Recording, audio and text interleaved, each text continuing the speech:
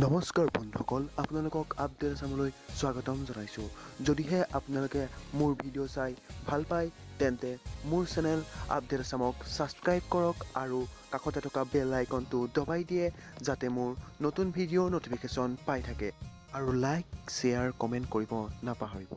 তেন্তে আহক আমাৰ ভিডিঅ'টো আৰম্ভ